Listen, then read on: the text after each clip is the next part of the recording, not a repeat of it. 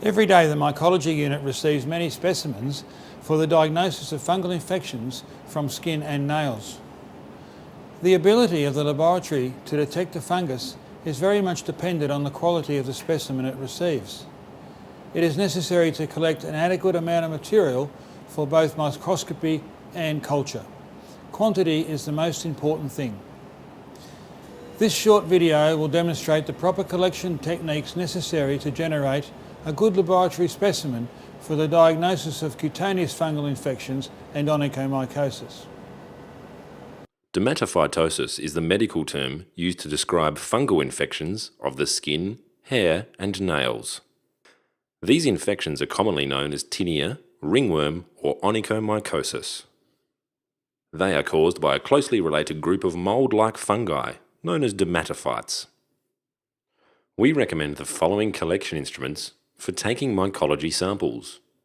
All instruments must be cleaned and sterilised after each collection. A bone curette is ideal for taking skin scrapings from the scalp, skin, groin and perianal areas, and the feet, especially from the toe webs. Old-type blunt scalpels are also good for skin and nail scrapings. The new disposable scalpel blades are very sharp and are not recommended. Never send used disposable scalpel blades with the specimen to the laboratory.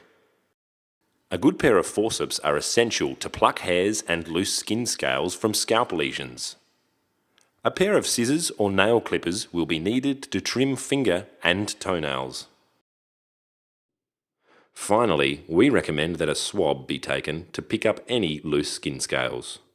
A moistened swab is a valuable collection tool, especially in tinea capitis, and also to pick up loose skin scales or keratin debris after a collection. Ideally, specimens should be scraped directly onto special black collection cards.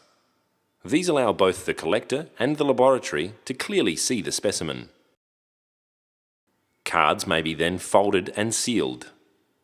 Firstly, fold the bottom section upwards to cover the specimen.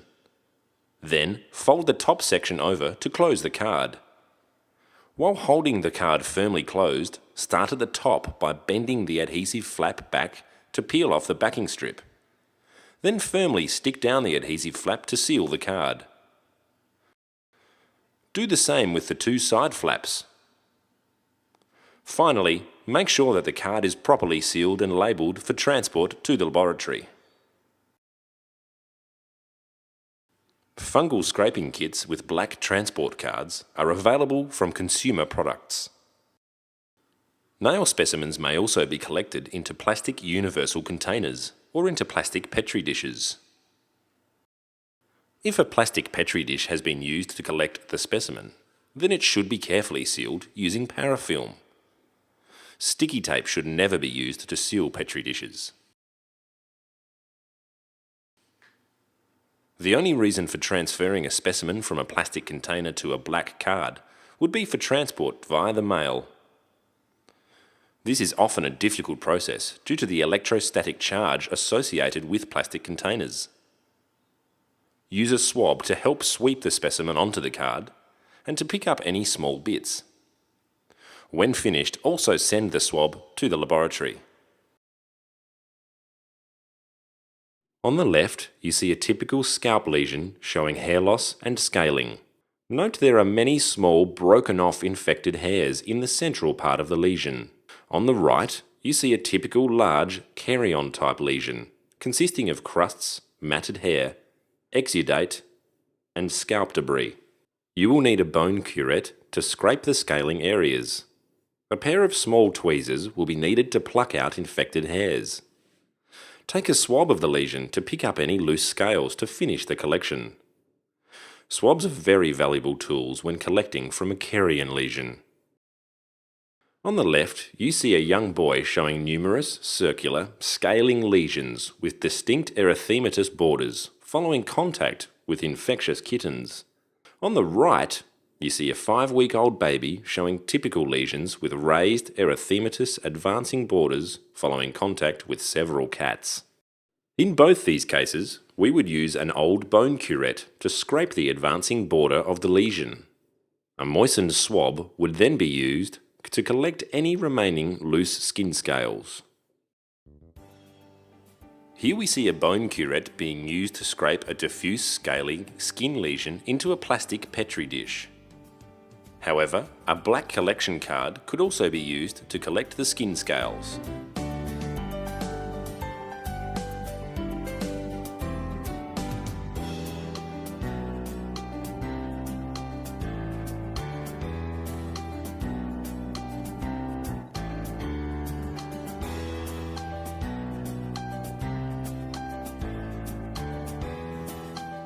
A swab is then used to pick up the loose skin scales. Tinea of the groin showing circular erythematous scaly lesions with an advancing border. Once again, we would use an old bone curette to scrape the advancing border of the lesion. A moistened swab would then be used to collect any remaining loose skin scales. A bone curette is used to scrape the advancing border of a groin lesion.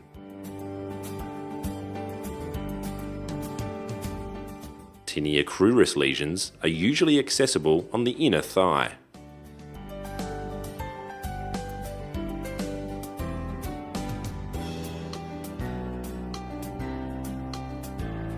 Remember to also take a swab after scraping the lesion to pick up any loose skin scales.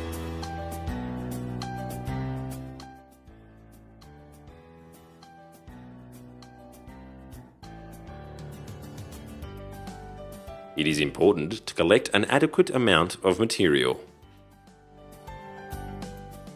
Tinea pedis showing scaling macerated skin between the toes. You will need a bone curette to scrape the scaling areas. Sometimes a pair of small tweezers may also be useful to pull off bits of infected skin. Take a swab of the lesion to pick up any loose scales to finish the collection. Subclinical tinea pedis is often chronic and may remain localized just under the little toe for many years, only to become apparent when spread to another site, usually the groin or nails. Most people, probably 20% of the adult population, carry tinea just under their little toe. When was the last time you looked under your little toe? You will need a bone curette to scrape the scaling areas and swab the lesion to pick up any loose scales to finish the collection. Vesicular type tinea pedis showing numerous blisters with a serous exudate. The blister roof is the most important specimen to collect. You will need a pair of small scissors and forceps to detach the blister roof. Also swab the lesion to finish the collection. Tinea pedis showing dry scaling lesions on the sole of the foot. You will need a bone curette or blunt scalpel to scrape the scaling areas. Once again, swab the lesion to pick up any loose scales to finish the collection. Severe tinea of the foot, sometimes called moccasin tinea pedis, showing extensive scaling. You will need a bone curette or blunt scalpel to scrape the scaling areas. Once again, swab the lesion to pick up any loose scales to finish the collection. Onychomycosis of the great toenail, caused by Trichophyton rubrum. You will need a blunt scalpel to scrape under the nail. Once again, swab the lesion to pick up any loose scales to finish the collection. Place a black collection card under the toe with the infected nail. Then use a blunt scalpel to scrape under the nail until the crumbling degenerative keratin debris is reached.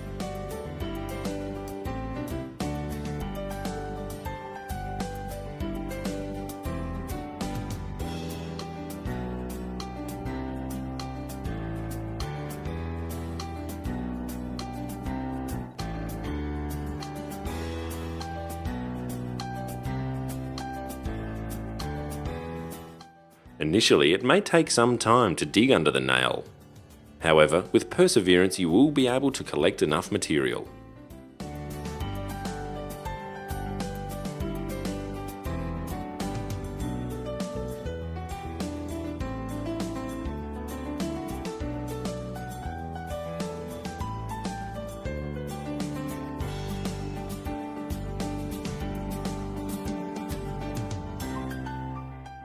The keratin debris from under the nails is the best specimen to collect for a laboratory diagnosis.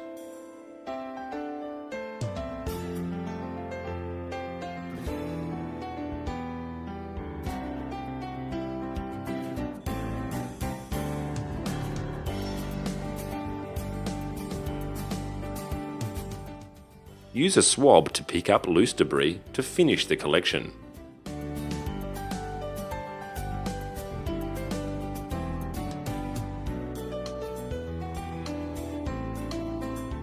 This amount of material and a swab will maximise the ability of the laboratory to make a diagnosis. Another example of a nail collection showing the use of a blunt scalpel to scrape under the nail.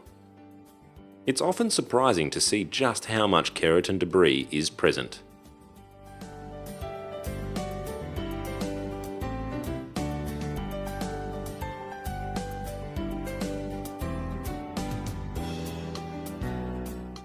Collect as much material as you can. The greater the amount, the more chance the laboratory has of making a diagnosis.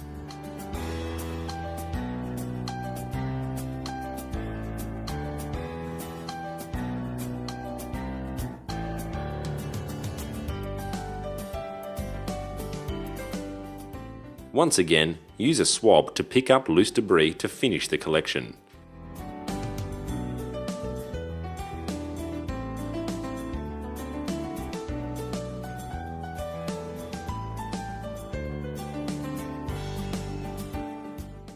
One final example of a nail collection showing the use of a blunt scalpel to dig out the keratin debris from under the infected nail.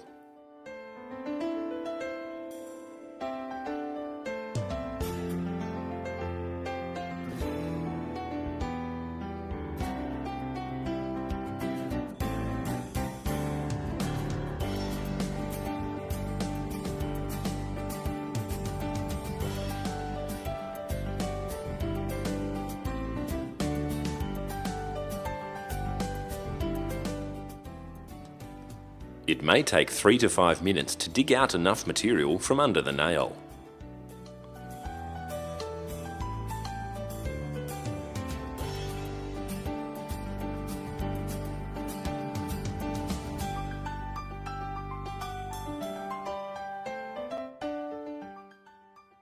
Use a swab to pick up loose debris to finish the collection.